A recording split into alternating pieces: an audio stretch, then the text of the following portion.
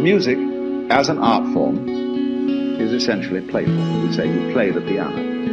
You don't work the piano. Why? Music differs from, say, travel. When you travel, you are trying to get somewhere. And of course, we, because being a very compulsive and purposive culture, are busy getting everywhere faster and faster and faster till we eliminate the distance between places. I mean, with the modern jet travel, you can arrive almost instantaneously. What happens as a result of that is that the two ends of your journey become the same place. So you eliminate the distance, and you eliminate the journey. Because the fun of the journey is to travel, not to obliterate travel. So then, in music, though, one doesn't make the end of a composition the point of the composition. If that were so, the best conductors would be those who played fastest. And there would be composers who wrote only finales.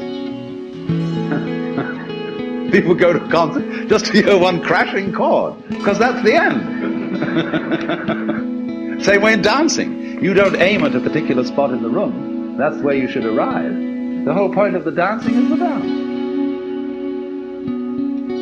Look at the people who live to retire and put those savings away. And then when they're 65, they don't have any energy left, they're more or less impotent, and they go and rot in an old people's senior citizens community. Because we've simply cheated ourselves the whole way down the line.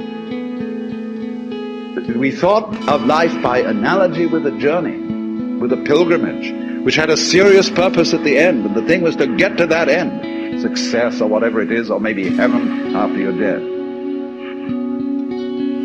But we missed the point the whole way along. It was a musical thing, and you were supposed to sing or dance while the music was being played.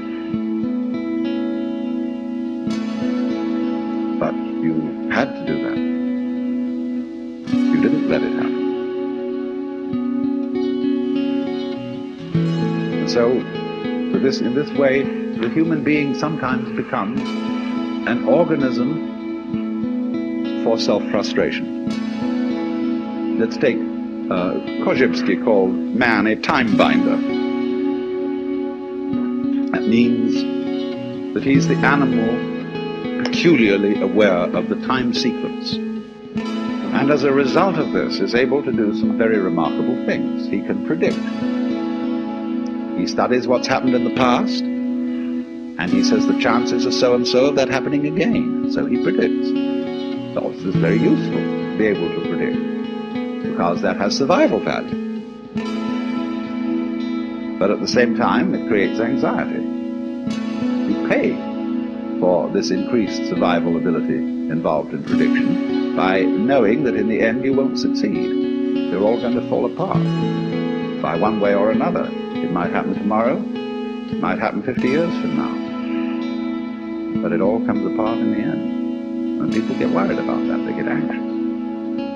So what they gained on the roundabout, they lost on the swings. So then, if you see, on the other hand, that existence is musical in nature, that is to say that it is not serious, it is the play of all kinds of patterns. We can look upon different creatures as we look at different games, as we look at chess, checkers, backgammon, tennis. There's the tree game, the beetle game, the grass game. Or you can look at them as you look at different styles of music, mazurkas, waltzes, sonata, etc., etc., all down the line. There are all these different things doing their stuff. And we're doing that. Now existence, you see, is something that is spontaneous. The Chinese word for nature, zhiran, means that which happens of itself. Your hair grows by itself. Your heart beats by itself. You breathe pretty much by itself. Your glands secrete their essences by themselves. You don't have voluntary control over these things. So we say it happens spontaneously. So when you go to sleep and you try to go to sleep, you interfere with the spontaneous process of going to sleep. Try to breathe, real hard, and you find you get balled up in your breathing.